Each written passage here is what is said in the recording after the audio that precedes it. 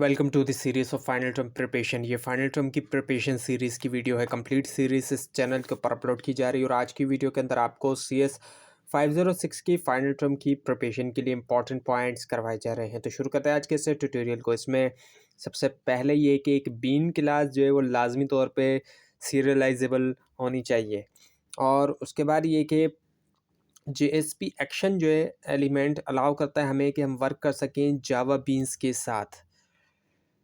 और उसके बाद ये कि जो MVC है, अब ये एक एब्रीविएशन है, इसकी फुल फॉर्म है model view controller. Model view controller जो है इसकी फुल फॉर्म है। और उसके बाद ये कि लेयर्स जो है वो रिप्रेजेंट करती हैं लॉजिकल व्यू को एप्लीकेशन के, जो एप्लीकेशन का लॉजिकल व्यू है। सो लेयर प्रोवाइड करती है एब्स्ट्रैक्शन और जो सेपरेशन होती है कंसर्न की, और हेल्प करती है कि रखा जाए एक लॉजिकल ऑर्गेनाइजेशन जो एप्लीकेशन के अंदर।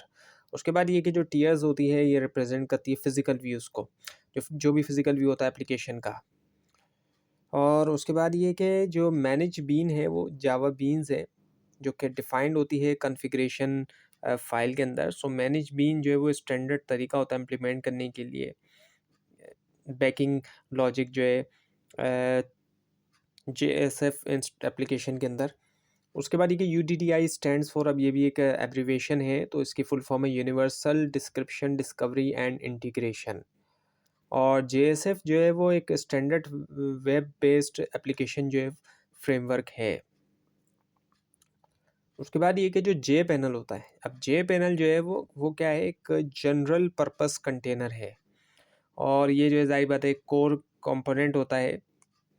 और उसके बाद ये कि जो AWT है ये जो है कहलाया जाता है हैवी वेट कंपोनेंट भी कहलाया जाता है। हैवी वेट कंपोनेंट भी जो है वो कहलाया जाता है। और उसके बाद फिर ये कि जो इनिशियलाइजेशन पैरामीटर होती है एक सर्वलेट की, इसको डिफ़ाइन किया जाता है web.xml फाइल के अंदर। इनिशियलाइजेशन पैरामीटर यूज़फुल होते हैं कॉन्फ़िगर करने के लिए सर्वलेट्स को, इसके बगैर के चेंज किया जाए उनका जो कोड होता है। उसके बाद ये कि जो अनपैक डायरेक्टरी स्ट्रक्चर होता है J2EE वेब एप्लीकेशन का, उसको यूज़ किया जाता है डेवलपमेंट के दरमियान वेब एप्लीकेशन के। और ये जो वेल डिफाइंड स्ट्रक्चर इंपॉर्टेंट होता है ऑर्गेनाइज करने के लिए एप्लीकेशन कंपोनेंट्स, रिसोर्सेज और कॉन्फ़िगरेशन फाइल जो है वेब एप्लीकेशन के अंदर डेवलपमेंट प्रोसेस के फेज़ के दरमियान। उसके बाद ये कि जो वेब एप्स डायरेक्टरी है ये टॉप लेवल टॉमकेट डायरेक्टरी है, जिसके अंदर तमाम जो है वो एप्लीकेशन जो है वो डिप्लॉय होती हैं वेब सर्वर के ऊपर। और उसके बाद ये कि जो एक की जो है हैश मैप के अंदर वो एसोसिएट होती है हर ऑब्जेक्ट के साथ, जो कि स्टोर्ड होती है। सो यूज़ करना एक की वैल्यू पेयर रिलेशनशिप इंश्योर करता है एफिशिएंट स्टोरेज और जो रिट्रीवल होता है डेटा का हैश मैप्स के अंदर। उसके बाद ये कि जो इक्वल्स मेथड होते हैं लाजमी तौर पे यूज़ किए जाएँ कि कंपेयर किया जाए वैल्यूज़ दो स्ट्रिंग्स की। इक्वल जो है वो क्रूशल है इंश्योर करने के लिए कंपैरिजन स्ट्रिंग वैल्यूज़ का।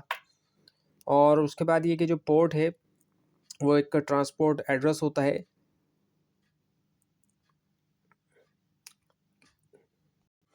तो जो प्रोसेसेस होते हैं वो लिसन कर सकते हैं कनेक्शन रिक्वेस्ट के लिए। उसके बाद ये कि फ्रॉम द एट्रीब्यूट से जो कि हम इंक्लूड नहीं करते सिंपल टैग के अंदर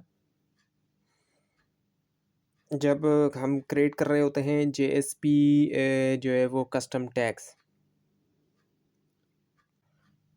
तो इससे मुराद ये कि क्रिएट करना custom JSP tag simple tags जो है वो जावा क्लासेस हैं जो कि एक्सटेंड करते हैं सिंपल टैग सपोर्ट, और जो है वो प्रोवाइड कर सकते हैं कुछ बेसिक जो है टैग लॉजिक और जो एट्रीब्यूट है। उसके बाद ये कि जो RPC है, अब ये एक एब्रीविएशन है, इसकी जो फुल फॉर्म है वो है रिमोट प्रोसीजर कॉल्स। उसके बाद ये कि जो EL है इसको यूज़ किया जा सकता है स्पेसिफाई करने के लिए जो डायनामिक एट्रीब्यूट वैल्यूज़ होती हैं JSTL एक्शंस के लिए, बगैर यूज़ करते हुए फुल ब्लॉन जो प्रोग्रामेबल लैंग्वेजेस हैं। और ये जो है ज़ाहिर बात है EL जो एक सिंटेक्स है एक्सेस करने के लिए डेटा जो कि स्टोर्ड होता है जावा बीन्स के अंदर, या फिर जो सेशन वेरिएबल्स होते हैं JSPS के अंदर। उसके बाद ये कि जो डॉट ऑपरेटर होता है एक्सप्रेशन लैंग्वेज के अंदर टिपिकली तौर पे यूज़ किया जाता है एक्सेस करने के लिए प्रॉपर्टीज़ जो एक ऑब्जेक्ट की। और फिर उसके बाद ये आता है कि जो मॉडल है वो रिप्रेजेंट करता है स्टेट ऑफ कंपोनेंट को। उसके बाद ये कि जो रिक्वेस्ट वैल्यू होती है जावा बीन्स की के जो स्कोप है, एट्रीब्यूट है, उसकी जो है वो लोकल वेरिएबल है। सो जावा बीन स्कोप एट्रीब्यूट जो डिफाइन करता है कि कितना लंबा बीन्स जो है वो प्रोसेस करते हैं।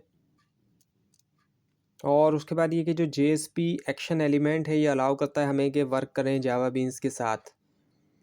उसके बाद ये कि एक बीन जो है बीन क्लास उसकी नहीं होना चाहिए कोई भी जो है पब्लिक इंस्टेंस वेरिएबल्स या फिर जो एट्रीब्यूट्स वगैरह होते हैं वो। उसके बाद ये कि एक्सप्रेशन जो एक कोड फ्रेगमेंट है जो कि रिटर्न करता है स्ट्रिंग्स को। एक कोड फ्रेगमेंट होता है जो कि रिटर्न करता है स्ट्रिंग को। उसके बाद ये कि जो सर्वलेट सेशन और JSP सेशन है इनकी सेम एबिलिटीज़ होती हैं। दोनों सर्वलेट और JSP जो है वो मैनेज कर सकते हैं यूज़र सेशंस। और उसके बाद ये कि कन्वर्ट करना बिगर डेटा टाइप को स्मॉलर वन के अंदर, इसको डाउन कास्टिंग कहा जाएगा। डाउन कास्टिंग कहेंगे जब कन्वर्ट किया जा रहा है, जो बिगर डेटा टाइप है उसको स्मॉलर वन के अंदर किया जा रहा है। उसके बाद ये कि जावा के अंदर गार्बेज कलेक्शन जो है वो की जाती है जावा वर्चुअल मशीन के ज़रिए, JVM जिसको हम कहते हैं, सो जावा वर्चुअल मशीन के ज़रिए। और उसके बाद ये कि जो जावा बीन्स होते हैं ये एक स्पेशल जावा क्लास फाइल है। और उसके बाद ये कि जो DSN है ये एक एब्रीविएशन है, इसकी फुल फॉर्म है data source name. Data source name जो है वो है। उसके बाद ये कि पैकेजेस के अंदर हम जो है ऑर्गेनाइज करते हैं फाइल को डिफरेंट डायरेक्टरीज में, उनकी फंक्शनैलिटी, यूजेबिलिटी और कैटेगरी इन तीनों के मुताबिक भी। उसके बाद ये कि एक एप्लीकेशन जो होती है उसका एक सर्वलेट कॉन्टेक्स्ट होता है। और उसके बाद ये कि जो रनेबल इंटरफेस होता है ये जो ज़रूरी होता है इम्प्लीमेंट करने के लिए जब क्रिएट किया जा रहा है थ्रेड्स जो है उनको। उसके बाद ये कि जब JSP पेज कंपाइल्ड होता है ये जो ट्रांसलेट होता है सर्वलेट के अंदर।